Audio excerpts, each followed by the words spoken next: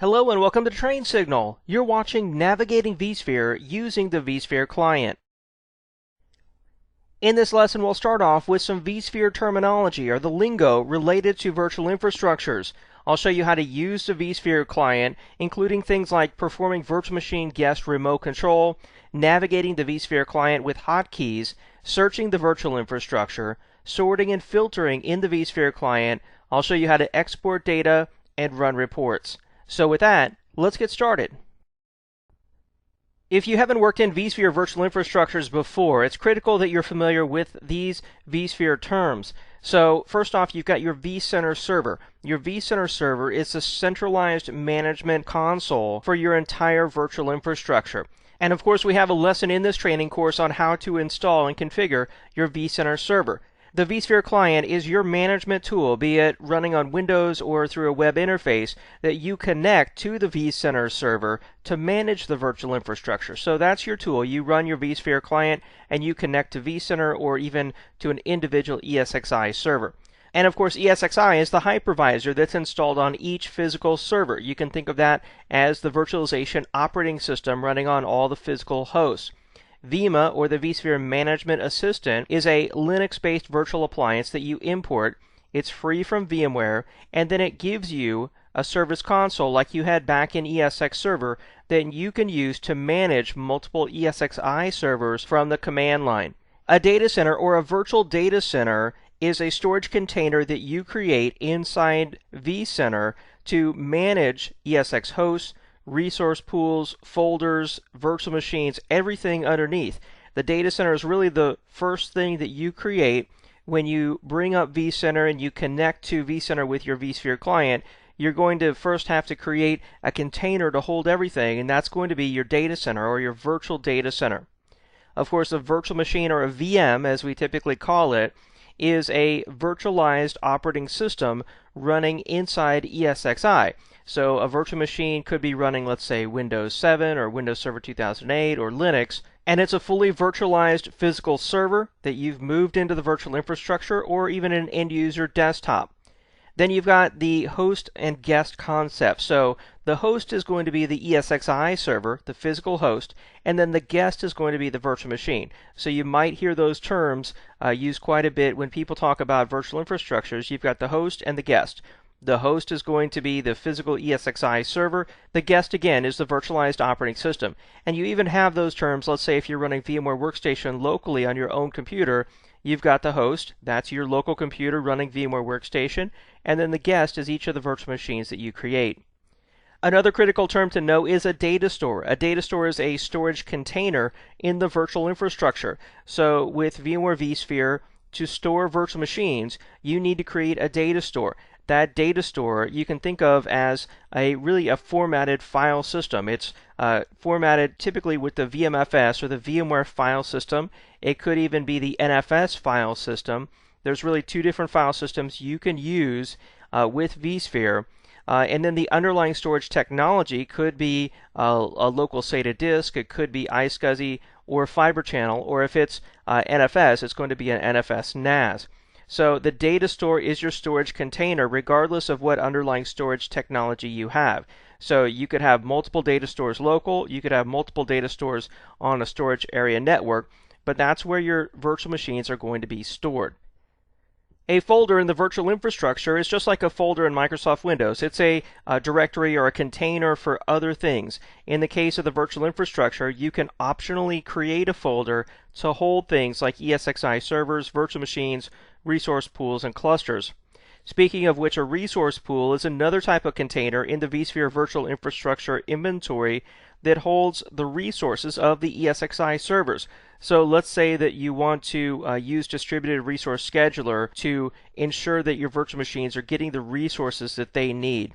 When you create a DRS cluster, there's automatically a resource pool created underneath it that holds all the resources of the ESXi servers you put into that DRS cluster. So those resources are things like CPU, memory, disk, and network. And then you can use that resource pool to provide quality of service to ensure that the virtual machines that need the greatest amount of resources are getting the resources that they need. And then there's a cluster. I mentioned a cluster. There's multiple types of cluster. There's DRS clusters, which are more for performance optimization. And then there's high availability clusters, which are for, of course, high availability, ensuring that virtual machines automatically get restarted on other hosts if an ESXi server fails. And you can have a cluster that's enabled for both for DRS and for VMHA. And throughout this course, don't you worry, we'll be creating all of these things: vCenter servers, data centers, hosts, guests, data stores, folders, resource pools, clusters, and then the last one is networks, where in the case of the virtual infrastructure, we'll be creating virtual networks. So if you think about a data center that has traditional physical switches that connect the physical servers, you can think of the virtual networks as having virtual switches that are connecting all the virtual servers together. So that's what a virtual network does, and there's various types of virtual networks, all of which we'll be exploring in this course. So don't worry at this point if these terms are flying at you faster than you're able to fully understand, because I'll be showing you examples of all these things, and we'll be creating all these things in this course. But I first wanted to give you a brief rundown of the terminology related to a vSphere virtual infrastructure, just so you have some familiarity with it. So with that, we'll move on, and we'll talk about using the vSphere client. And don't worry, I'm about to show you this, but first I want to give you a brief introduction. The vSphere client, of course, is the Windows-based client. There's also a new web version of it in vSphere 5, but in this lesson we'll be focusing on the traditional Windows-based vSphere client. It has a home screen, but you don't always go into the home screen when you connect to vCenter with the vSphere client. What will happen is you'll go back to the last view that you were in. That's where you will be put back to when you reconnect to the same vCenter server. But it does have a very nice home screen that allows you to navigate to everything in the vSphere client. It's only going to display what you have licensed. So if you don't have a license, let's say to use VMware's high availability or distributed resource scheduler, those things will just be grayed out. You won't be able to enable those things. There's different views if you connect to a vCenter server versus directly to an ESXi or ESX server. So you should also know that there's different views when you connect to a vCenter server versus to an ESXi server. So an ESXi server, like on the home screen, is only going to give you about 3 or 4 icons versus the home screen for a vCenter server, especially if you have a bunch of plugins installed, you'll have a ton of icons on there. So the view is going to be very different from vCenter to a direct connection on an ESXi server. However, most of us are going to spend our time directly connected to a vCenter server. I mean, that's the easiest and most popular way to manage your virtual infrastructure. Now, the vSphere client does have a back functionality like a web browser. That's that little red arrow you see right there on the top left-hand side of the graphic. You can click that back arrow, and just like a web browser, it'll take you to the view in the vSphere client that you were previously in. So that's a very nice feature of the vSphere client that you can take advantage of. So without further delay, let's go over to our vSphere client. I've already got it connected to my vCenter server, and let me show you how it works.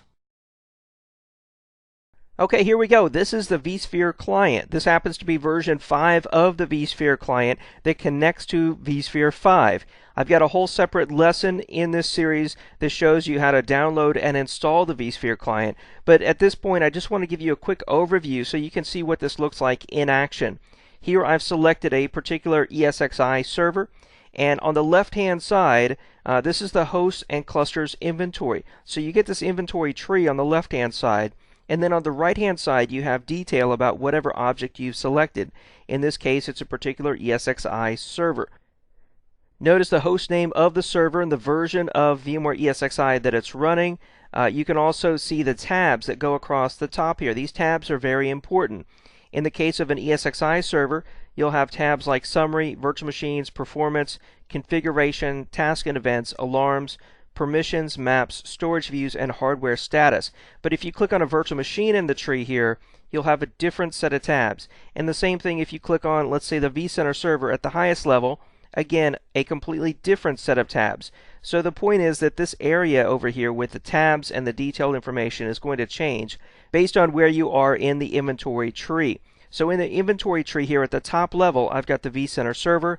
I've got virtual data centers underneath that I created. I happen to have an HADRS cluster. You may or may not have a cluster. And then in the cluster, I've got ESXi servers and virtual machines. If you don't have a cluster, your ESXi servers and virtual machines will just be underneath the virtual data center, or they could be in a folder or a resource pool. So there's also different types of inventories. So up here in the navigation, I can click here and I can do a drop down and go over to inventory. And you can see besides hosts and clusters, there's also virtual machines and templates, data stores and data store clusters, and networking. I can also go to the home screen up here by clicking the home button. And you notice this is also a great way to find anything you could potentially want to do in the vSphere client. Here in the inventory area, I've got search and then the various inventories I just showed you. And then underneath administration, I've got roles, sessions, licensing, system logs, vCenter server settings, vCenter solutions manager, which is new in vSphere 5, storage providers, which is new in vSphere 5, and vCenter service status. Then underneath management, I've got scheduled tasks, events, maps, host profiles, virtual machine storage profiles, and customization specifications manager. Finally, I happen to have a solutions and applications section here, which you may or may not have on your vSphere client. It just depends if you have any applications installed, which are typically installed as vSphere client plugins. So I happen to have one installed, which is VMware Data Recovery. So this is a nice way to navigate through the vSphere client. You can also navigate through the vSphere client using the drop-down menus here across the top. Underneath inventory, you see the same types of inventory views that you see on the home screen. Underneath administration, there's also a number of the same administration tasks that you saw on the home screen. But still, most VMware admins spend their time in the hosts and clusters inventory. I would say that the hosts and clusters inventory is where most VMware admins spend about 80% of their time.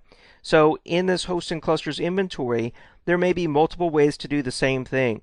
For example, let's say I want to go to the virtual machine console for a particular virtual machine like vCenter. If I go to that vCenter virtual machine, I can right-click on the object over here and I can open the console. I could also close that window out. Then I could go down here and I could select to open the console from within the detail screen for that particular virtual machine.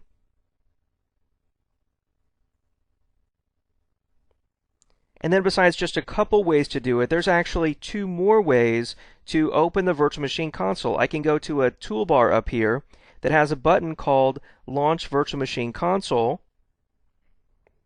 And then finally, in the case of console, it has its own tab. I can click on that tab, and again, I have access to the virtual machine console. So in the case of that one particular function, there's at least 4 different ways to access it. Now, it isn't the same for every type of thing you might want to do on a virtual machine or an ESXi server. But for example, in the case of editing the virtual machine settings, I can right-click on the virtual machine and I can edit settings here. I can also go to the details screen here, and I can click there to edit the settings on the virtual machine. So that's generally how the vSphere client works. You spend your time in the inventory here. You click on different objects in the inventory. You can right-click on those objects to perform tasks, or go in here to particular tabs. Let's say you want to configure an ESXi server, and then you can perform tasks from within these tabs. Then you also have the home screen, and then on the bottom down here you have a status which shows you which tasks have been completed and which tasks are still in progress. Finally, there's a view here of triggered alarms, basically anything that's going wrong or exceeding whatever metric you've set, like a ESXi server that's maxing out its physical RAM. That might be an alert that pops up down here in the alarm screen. But still, the recent task is where most people spend their time, and then the hosts and clusters inventory is where most people spend their time. So with that, let's go back to our slides and let's learn a little bit more about the vSphere client. Now that you've had a chance to see the vSphere client in action and hopefully you're feeling more comfortable with it, I want to point out some specific areas of the vSphere client window to make sure you know the official name of that area and what it does. I'll start from the top left up here. So at the top, across the top, just like a traditional Windows application, you have your drop-down menus. And if you notice the little letters on each of the names of the menus, the drop-down menus that are underlined, that's actually the hotkey to drop down that window. So like to drop down a file, you would do Alt F, just like in, let's say, Microsoft Word. So you've got these drop down menus across the top. And then below that, you've got a navigation bar.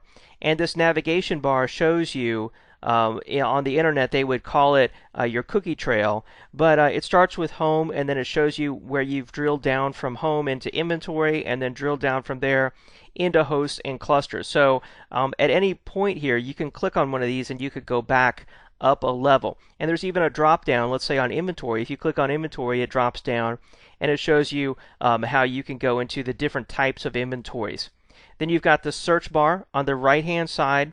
Below that, you've got a toolbar that can be turned on or off, and here you can use it to do things like create new folders, data centers, or virtual machines. And then below that, on the left hand side here, you've got the inventory panel. And this inventory panel is in any of the inventory views that you go into. Could be virtual machines and templates, could be hosts and clusters, could be storage or network.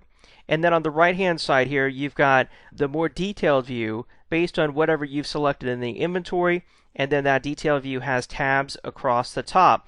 And sometimes you may have to scroll to the right or left if there's too many tabs to be viewed in your window. Below that, you've got the recent task screen here that can be turned on or off, and you can view tasks or alarms. Below that, there is a status bar that gives you some additional information, such as if your evaluation license is expiring, and it also tells you who you're logged in at. So that's a quick overview of the different areas that make up the vSphere client and their official names and functions. So with that, let's move on. And let's talk about performing virtual machine guest remote control. This is also called opening up a virtual machine console. You'll see open up console or open console in the vSphere client. What you're doing here is you're going to a virtual machine and you're controlling the console of that virtual machine. So if you were on a physical server and you had a monitor hooked up to the physical server, you had a keyboard and a mouse, and you were accessing the console of that physical server, here you're doing the exact same thing, but you're doing it through the vSphere client, and it's all done in software. So you're able to control that operating system through your operating system running the vSphere client. Now, to do this, it's highly recommended you install the VMware tools in each of your guest operating systems, and not just to perform remote control or to open up the console, but to get a much better performance, and also not to have your mouse locked into the console window. I think you'll very quickly find it's very annoying to have your mouse locked into that window, and you'll actually have to press Control-Alt to release your mouse every time. So you'll get a lot better performance, and the virtual machine tools will also enable features like memory ballooning that otherwise will simply be unavailable if the virtual machine tools are not installed. And I've got a whole other lesson in this course on installing and using VMware tools. So the virtual machine console is accessed either by a console tab if you've selected that virtual machine in the inventory, or by a pop-up window. So you can just really right-click on any virtual machine and click to open the virtual machine console, and a new window will come up, and that's the console for that guest operating system. Now, the hotkeys that you need to be aware of, especially if no VMware tools are installed, you'll have to press Control then Alt to release the mouse once you click on the window. Once you click on the window, you've selected that console operating system, and then you can type in there. So your keyboard is redirected to that console or that guest operating system.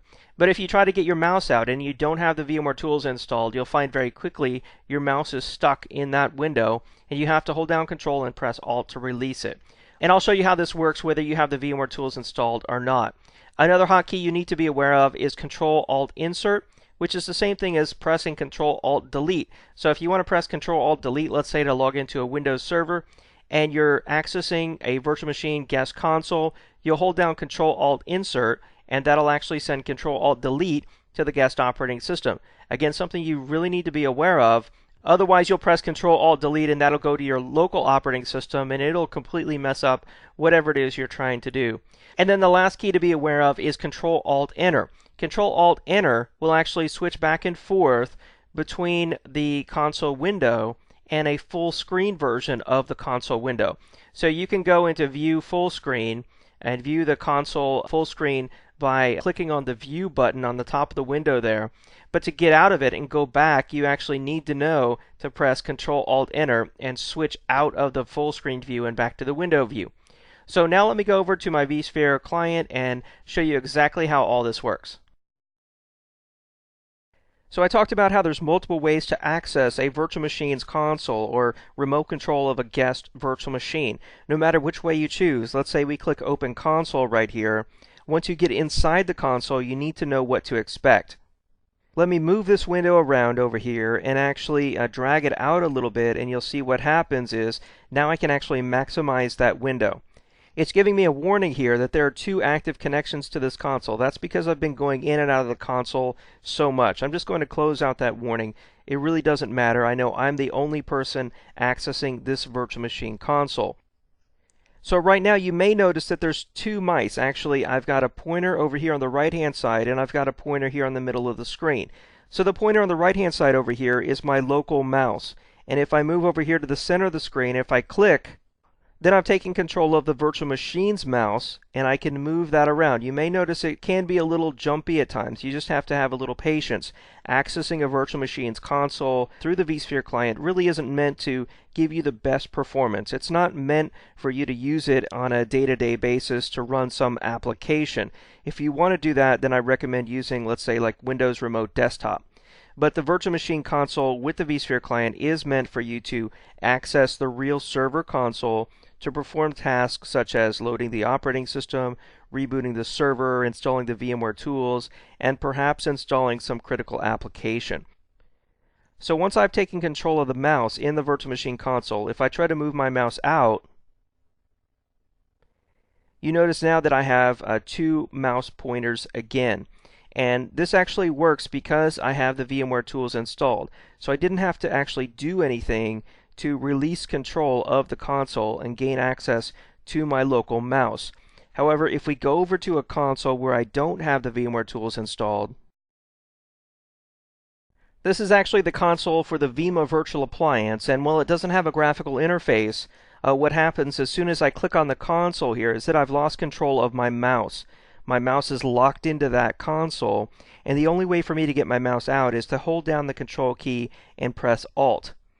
Suddenly you can see my mouse has been released. I now have control of my mouse pointer. If I click on the console again, now I can move my mouse around all I want, but I don't have access to it. So knowing that Control and Alt key combination to release your mouse is very important to VMware admins, because you never know when you're going to access a virtual machine console that doesn't have the VMware tools installed. Again, I've got a whole separate lesson on the VMware tools. I'll show you how to install them. I'll talk more about their importance other than just the fact that the mouse driver is loaded and your mouse doesn't get stuck in the console. There's a lot more to them than just that. But this is one of the most obvious things that the VMware tools will do for you, is to make your mouse seamless really between the guest virtual machine console and your local operating system. Now let's go back to that vCenter server virtual machine that does have the VMware tools installed. Something else I want to show you here is if you click on the console of a virtual machine to press Control-Alt-Delete, if you actually press Control-Alt-Delete, even though you've selected the guest operating system console, that'll send Control-Alt-Delete to your local operating system. And you know what happens if you press Control-Alt-Delete in Windows. This big screen will pop up that asks you if you want to lock the console or start the task manager. You don't want that to happen. That'll really interrupt whatever you're doing. To actually press Control-Alt-Delete in the guest operating system, you hold down Control, then Alt, then you press Insert. And there you go. That's how you actually press Control-Alt-Delete. Now, if you can't remember that, you can get your mouse out of here. I'm just going to press Escape. And you can go up to the Virtual Machine drop-down up here. You can go to Guest, and then you can go to Send Control-Alt-Delete. And that's another way to do it. So that's going to allow you to log into the virtual machine, which of course is what you want to be able to do. You need to be able to do. And then from here, another key combination I want to show you is Control, Alt, and Enter. Control, Alt, and Enter actually makes that virtual machine console a full screen. So as you can see, we've gone full screen here. It says at the top, to leave full screen, you can press Control, Alt, Enter again. And I could even go in here and let's say I could change the screen resolution of this virtual machine to really match the screen resolution on the monitor that I'm using. And the whole point of this, of course, going full screen and changing the resolution, might be to try to make the virtual machine console more usable. But again, if you're going to be using this every day, I highly recommend that you use the vSphere Virtual Machine Console to enable remote desktop, assuming it's a Windows system, and use remote desktop just to connect to that Windows virtual machine. You're going to get a lot better performance. But again, this virtual machine console is very usable. I can go down here to start. You can see it's relatively peppy, but again, it's all dependent on the type of network connection that you have. So this is the virtual machine console that you'll find in the vSphere client. To get out of this, since we have the VMware tools installed, I don't have to hold down Control and press Alt. I can just go up here and I can click that button there to restore it back to the window view that I was in before. And again, you also have the drop-down menu across the top here where I can exit the console. I can choose to view the console in different ways, including full screen. I can go to the virtual machine drop-down here and I can power off, power on, shut down the guest, install and upgrade the VMware tools, take a snapshot, edit the settings, clone, and do a variety of other things. I've also got the toolbar across the top here where I can shut down the guest, suspend, power on the guest, restart the guest, take snapshots of the virtual machine, and then here I can use this to connect a CD or DVD drive. So this virtual machine, just like all virtual machines by default, has a single virtual CD DVD drive. So I can actually connect this to the D drive on my local computer. I could connect it to an ISO image on the local disk. I could connect it to a device on the host, like the physical CD-ROM drive on the server, or to an ISO image on a VMware vSphere data store. So all these different methods would be used to get software or get files to the virtual machine. So let's say that I wanted to upgrade vSphere on this virtual machine. I could connect the virtual CD DVD drive to an ISO image on my local disk. Right here I've got the vCenter Media, and when I click on that, I've mounted the ISO file from my local computer over the network to this virtual machine that's running on my ESXi server. And then because that DVD image has an auto run, notice the autoplay pops up here, and then I can launch the auto run just like what would happen if I put that DVD into a physical Windows server. So I've mounted this 2 gig ISO image over the network to a virtual vCenter server. And that's the same way that you would install your guest operating system. I'll be showing you how to do all that later in this video training series. So with that, let's go back to our slides. To be a proficient VMware administrator, something else you need to be aware of is how to navigate the vSphere client using hotkeys, or very quickly using keyboard shortcuts, as many times these are called. So instead of having to click on everything with your mouse, there's these shortcut keys you can press, or hotkeys you can press, to accomplish things very quickly in the vSphere client. And I've got examples of some of these on the screen here. I already mentioned how the menu bar, the top menu bar across the top of the vSphere client, you can always use like Alt and F to access the file menu and so forth. But there's also hotkeys for just about every major function in the vSphere client. It's really very cool. So on the screen here you can see how you can just press Control-Shift-F to search. Anytime you want to search, press Control-Shift-F and that'll bring up the search window. To go to the hosts and clusters inventory, by far the most popular inventory view, just press Control-Shift-H. And then there's shortcuts for all the other types of inventory views. There's shortcuts for the management task, like if you want to check out the latest events, it's Control-Shift-E. And then there's shortcuts as well for all the administrative tasks, such as going into roles, sessions, licensing logs, server settings. And then there's also shortcuts for all of the administration tasks, such as going into roles, sessions, licensing, system logs, and server settings. So if you want to check out the status of your vSphere licenses, Control-Shift-L will very quickly take you into the license management view. So with that, let's go over to our vSphere client and I'll show you how this works. The great thing about these vSphere client keyboard shortcuts is that you don't have to memorize them or write them down. they're actually up here and they're always being reminded to you every time you use this menu. So let's say I wanted to go into the data stores and data stores cluster. It's just Control Shift and D, and there we go. We're in the data stores inventory. I'll click back here, and let's say that we wanted to go into, let's say, the maps view. It's Control Shift M. So I'll just hold down Control Shift and then M. And here we are in the maps view. So I'll click on a checkbox up there to map our virtual infrastructure, and it just happens that quick. Another example here, let's say that we're in the events view, and let's say we want to use a keyboard shortcut from the drop-down menu up top. If I hold down Alt, notice the little underlines that appear under these different menu drop-downs. So if I hold down Alt and I press A, that drops down the administration view, and then I can press V to edit the vCenter server settings. Again, just another way to use keyboard shortcuts. Of course, I can use Tab, and I can tab through the different options on the menu here. I can also use up and down arrow keys and left and right. I can tab through, and I can use the Enter key to press OK or to press Cancel. I can also use Escape in many of these menus. So there's a lot of things you can do. And of course, the more time you spend in the vSphere client, the more efficient a VMware admin you're going to get if you practice with these keyboard shortcuts. All right, so with that, let's go back to our slides and learn more about the vSphere client.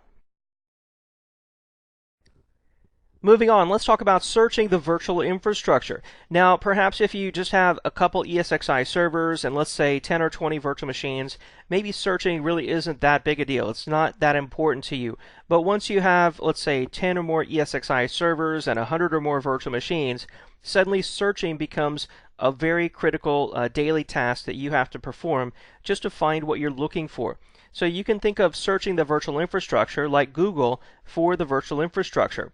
So with searching, you can search the virtual infrastructure really from any window or any view in the vSphere client, but there's also an advanced search window that's dedicated just to performing advanced searches, and you can access that by going to the home screen and clicking on search, or by holding down Control, then Shift, then F. You can think of F as find, but really it's search. So there's multiple ways to access search, and then there's basic versus advanced searches. You can search for virtual machines, hosts, data stores, networks, and folders. Linked mode is even supported with searching. So let's say you have 20 remote sites. Each of them has their own vCenter server. You've connected them all with vCenter linked mode. From your single connection with the vSphere client to a single vCenter server, if you perform a search, it'll actually search across all the vCenter servers in all your locations in order to ensure that you find what you're looking for across the entire company-wide virtual infrastructure. So now let's go over to the vSphere client and let me show you how to perform not only some simple but also some more advanced searches. Searching through the vSphere client is always easy because you've got this box on the top right hand corner up here that says Search Inventory. So you can just type a string in here, press Enter, and you get some quick search results, and you can actually click on these search results and use them, and they'll take you directly to that particular object in the virtual infrastructure. If you want to be more specific, you can search here by different object types in the virtual infrastructure. So let's say I was looking for a host that had the number 1 in the name. I'll just type 1 in there, press Enter, and I very quickly find ESXi server number 1. I'll click on that, and it takes me directly to that server in the virtual infrastructure. Now I can also do a drop down here and I can click Advanced Search, and that brings me to the full screen Advanced Search window in the vSphere client. Now this window can also be accessed by going to Home and clicking on Search, and you can also access the same window by holding down Control, Shift, and then F. So in this window you can actually perform the same basic searches here, like I'll just type in Win and see what objects we find that have the string Win in the virtual infrastructure. But to truly perform an advanced search, you click on Show Options right here. And then what you can start doing is adding properties. So for example, I could add virtual machine properties. Let's say a virtual machine that has a guest OS that contains Win. And then I'll add another property, and I'm looking for a virtual machine that has a power state that is powered on. And then finally, virtual machines, let's see, that have their VMware Tools status either installed or up to date. I'll click search again here, and no results were found. That's because in my particular lab, I don't have any Windows virtual machines that are powered on that have their VMware Tools installed or up to date. So what if I said that I'm looking for virtual machines that have the string Win in their guest operating system that are powered on, but their tools are out of date? I'll click search here, and there we go. We find two virtual machines. Notice they have the string Win in the guest operating system name right here. They are powered on. If we scroll to the right, you can see their tool status is out of date. So the point of showing you this is that you can create these pretty advanced searches here, and you can add all different sorts of properties related to ESXi servers, data stores, networks, folders, or inventory properties. There's a lot you can do with searching in the vSphere client, and the more you use it, the more efficient VMware admin you'll be. So with that, let's go back to our slides. Now that we learned about searching, which works across the entire virtual infrastructure, let's talk about sorting and filtering, which just works on a particular list of data that you're looking at in the vSphere client. So let's say that you go to a particular ESXi server in the hosts and virtual machines inventory, and you click on the virtual machines tab to get a list of virtual machines that are running on that particular ESXi host. You could then sort that list by clicking on the column headings in that list of virtual machines. So let's say that you wanted to sort that list of virtual machines by which ones are powered on versus which ones are powered off, or sort the list of virtual machines in ascending alphabetical order or descending alphabetical order, or which ones have VMware Tools installed or not, or which ones have the most amount of storage provisioned. You can very quickly sort that list of data by clicking on any of those column headings. You can also go to the filter box there, and you can type in something. Let's say you typed in powered on. It would filter all the virtual machines and only show you the ones that were powered on. Or maybe you wanted to find all the virtual machines that started with vCenter or started with Windows 2008. You could type that in the filter box. And then you can also use the drop down next to the filter box to specify which things you want to filter on. So now let's go over to the vSphere client and let me show you exactly how sorting and filtering works. Sorting and filtering in the vSphere client is easy to do, and it works best whenever you have a list of items. For example, if I go up to the highest level here, the vCenter server level, and then go to virtual machines, in my particular lab, I've just got 5 virtual machines here. But I can very quickly sort these, let's say by name, just by clicking on the name column heading here. And notice now this column is grayed, and there's a little arrow up here that's pointing up. That's because these are sorted in alphabetical order. If I want to sort them in reverse alphabetical order, I just click that column heading again, and now they're sorted in reverse alphabetical order. And the same thing works when it comes to the state of the virtual machine, powered on versus powered off, the status of the virtual machine, the host that they're running on. For example, the virtual machines running on ESXi server number 1 are first here, and then the virtual machines running on ESX host number 3 are second. If I move on down here, I can sort the virtual machines by the amount of provision space they take, the amount of CPU megahertz they're using, the amount of memory they're using on a particular host, the percentage of guest memory that's being utilized. And I can even right click here and I can add other types of column headings. For example, let's say the guest operating system. So now here's the guest operating system, and I can actually click on that. I can hold down if I click and drag it over, and I can drag it more towards the front of this list. For example, if I want this over next to the name of the virtual machine, I can put the guest operating system name right there next to the name of the virtual machine. And there we go. Now I can sort by this list. And that's a great way to group the virtual machines together by guest operating system. But let's say that I wanted to just get a list of all the virtual machines that had Windows Server 2008. I could go up here and use the filter option. That's this blank up here. And I can just type in Windows Server. I'll press enter, and there's all the virtual machines that have Windows Server. I can also use the drop down here to specify what it is I want to filter on. So for example, let's say I wanted to filter on memory size. I'm going to select memory size here, and then I'm going to uncheck these other things. And now I'm just sorting on memory size, and let's say I want to find all the virtual machines that have memory size of 4096. So that's the only virtual machine there that has a memory size of 4096.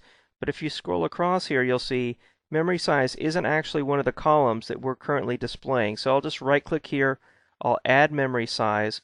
By default, it adds it all the way to the right hand side, or just about all the way to the right hand side. And there you can see 4096. I could also just type in 4 here. And if we scroll to the right, look at memory size, there's actually quite a few virtual machines that have a memory size that contains the number 4. So that's not a really practical search because there's lots of virtual machines that have the number 4.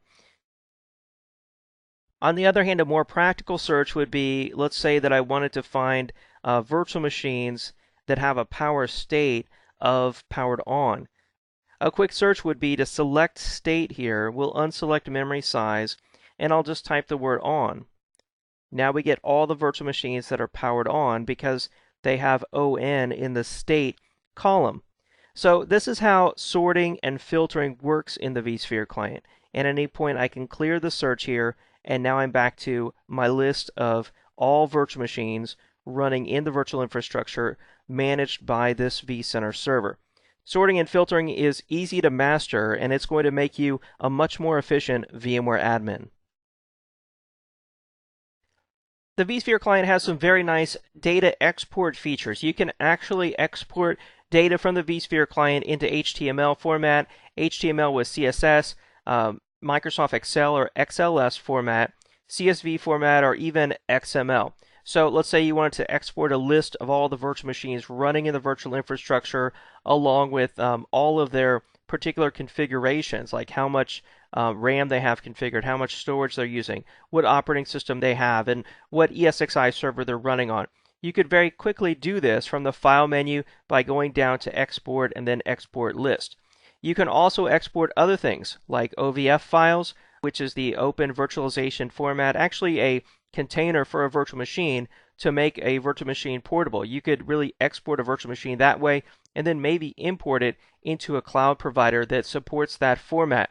You can export events, you can export graphical maps of the virtual infrastructure, let's say in JPEG format, or even system logs from ESXi hosts. So now let's go over to the vSphere client and I'll walk you through the process of exporting data.